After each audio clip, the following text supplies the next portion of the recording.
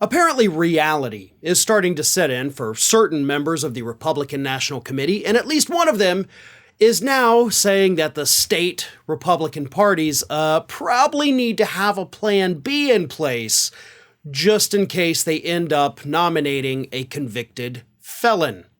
And we all, of course, know who that convicted felon will be. Donald Trump is going to have a trial in March. He actually is going to have one in December in New York. Let's not forget that one's kind of fallen by the wayside. And he's going to have another one in May. So by the time the nomination actually happens at the Republican convention, Trump could have 3 convictions under his belt at that point. New York, the overturning the election one, and the documents case.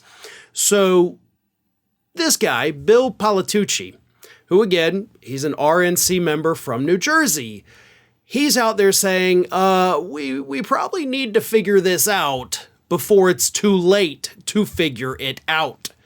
Here is what he says. Given what's happening on the legal front, state parties need to think about what options they're giving themselves. All this is happening so quickly, it's unprecedented, and so as states formulate what their rules are going to be, everybody's got a whole new set of circumstances to consider. Now, ordinarily, I would think, okay, wow, this is a pretty big deal. A member of the RNC is now saying, guys, we got a problem. But then when you realize who this guy is, you're like, oh, okay, now it makes a little more sense, because Palatucci actually advises a super PAC that is supporting Republican nominee Chris Christie. Now, that doesn't necessarily mean that that's his motive for trying to get Trump kicked off. Like, hey, if Trump's kicked off, let's have Chris Christie. But it certainly does call into question your motives here, right? Because obviously you want it to be Chris Christie. Chris Christie is not polling anywhere near Donald Trump, by dozens of percentage points. But I do see what he's trying to get at, right? Republicans, the Republican Party, just like the Democratic Party, they're able to make the rules about how their elections are conducted in the states for the primaries. They get to make the rules of who can even be on that ballot. They get to set the rules on who's on the debate stage. They get to set the rules on how the people have to vote at the convention. And they can absolutely put a clause in there that says, hey, if somebody is convicted of a felony, you have to choose the second runner-up in your state.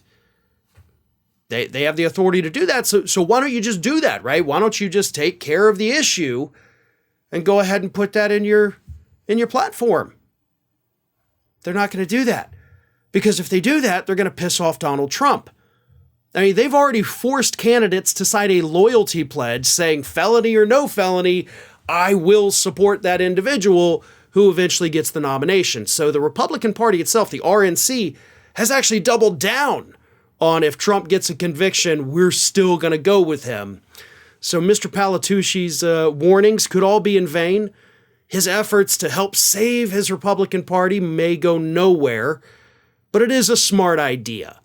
And that's exactly the kind of idea that has no place in today's Republican Party. Hey everyone, this is Aspen. And did you know that for the low cost of $0 per day, you can subscribe to the Fair and Balanced YouTube channel? We also encourage you to like, comment, and share. But again, click that subscribe button and help Aspen not be so grumpy.